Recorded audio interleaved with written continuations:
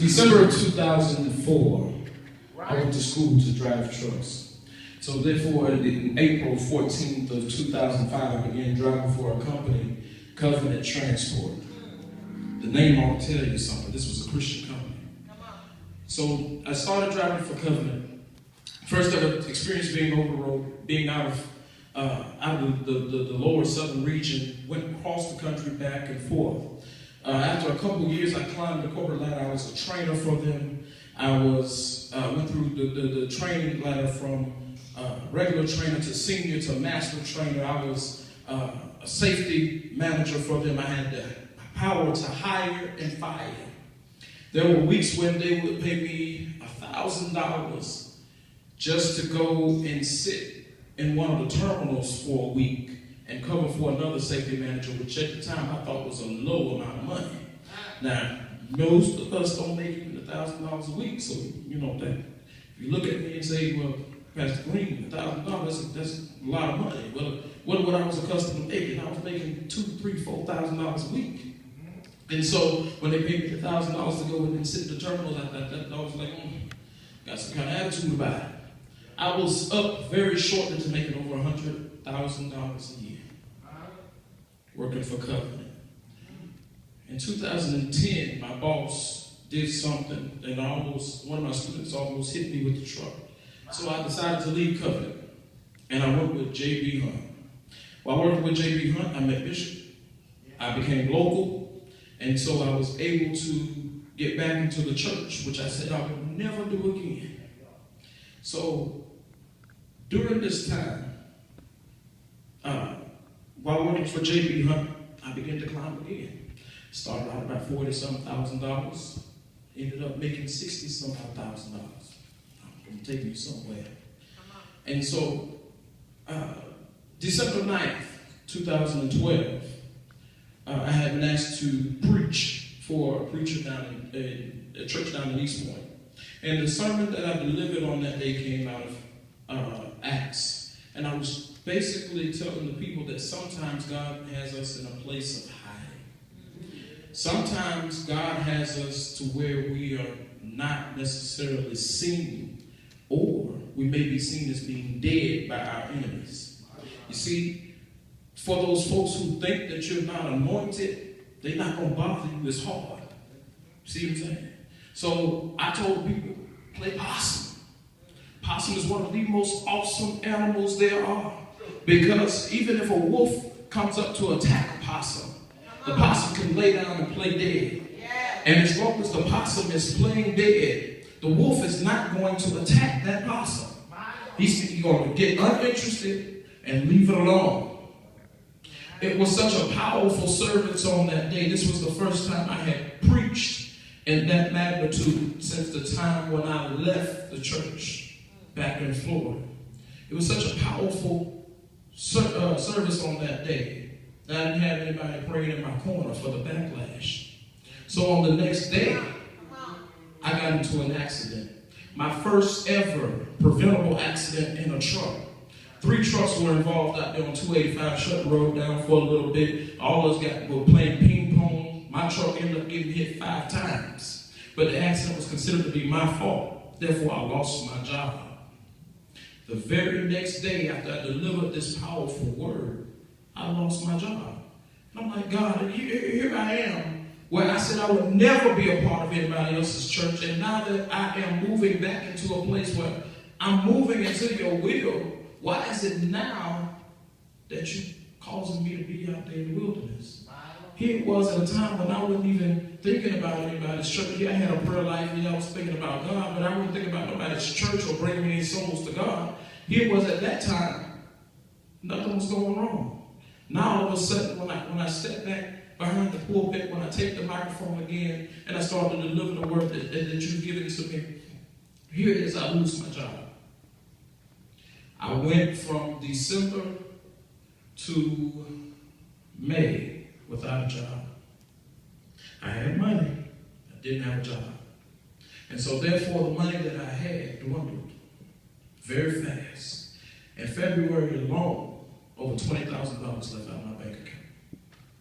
And so in May I got another job. I got got a job with a temp service. And I was making way less than what I should have been making, than what my experience required of me to be making.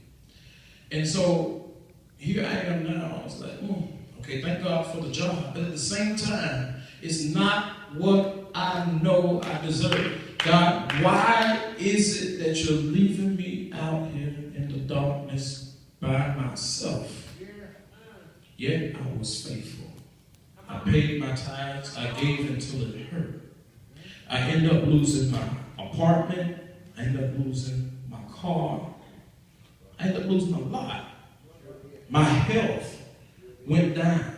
I was in the hospital a few times last year. They told me I should have been dead, bleeding, and they couldn't figure out where the blood was coming from. Told me I needed blood transfusions. Thought I was going to have to get my brother to fly from Alaska in order to donate blood to me because I was losing blood just that fast. And nobody ever knew it. If you notice, I didn't wear no white pants last year. I didn't wear white pants because I was just like a woman who had fibroids, just like the woman who had the issue of blood. And yet, still here I was being faithful to God. I was still doing what God says for me to do. Yes. So, the scripture reads as thus. In Matthew 27, I'm going to start at verse 45. It reads, now from the 6th hour there was darkness over all the land until the 9th hour. And about the 9th hour, Jesus cried with a loud voice, saying, Eloi, Eloi, lama sabachthani. That is to say, my God, why hast thou forsaken me? And you see, sometimes we find ourselves in our darkness. My job, when I went down and I couldn't find a job, I was without employment, losing money left and right. My time of darkness. That was my 6th hour. 3 hours of darkness, Jesus was up there on the cross. And in those 3 hours, he felt like God had left him alone. God didn't speak to him at all. Now, we're talking about somebody who is God manifested in the flesh. So how are you going to tell me that you're God manifested in the flesh and you can't hear from God?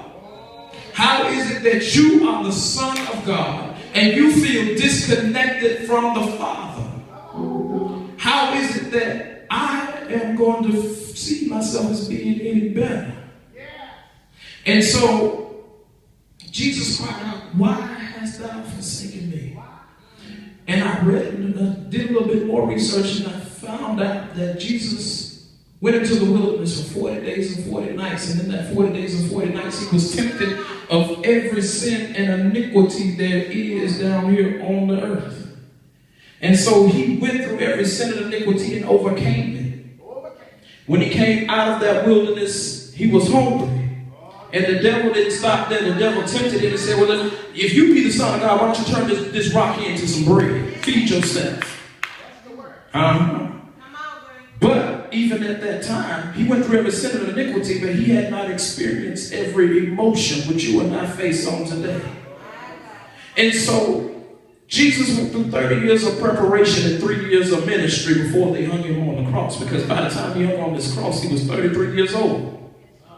Still, in 33 years, you cannot experience every emotion possible. So when they got ready to hang him on the cross, he was in a place where he had to experience every emotion in order for him to fully understand who and what we are as humans, as fleshly beings. He had to still experience every emotion. And so the emotion of abandonment, the emotion of rejection, the emotions of feeling alone, the emotions that come along with the times when you feel just like you're in this dark area and there's nobody in my corner. God, I'm turning around and I know I've been here for everybody. I done worked miracles for these people. I done delivered these people. I done fed these people. I have clothed these people. I provided money for these people. And now all of a sudden I turn around and ain't nobody there. Jesus had to experience the very same things which we experience. And so at this time, God said to him, well, during this whole time, you've heard my voice all these years. There's never been a time since the time that you were in your mother's womb that you couldn't even hear my voice. So now I got to leave you. Now, Jesus, I got to leave you up here on this cross and allow darkness to come over.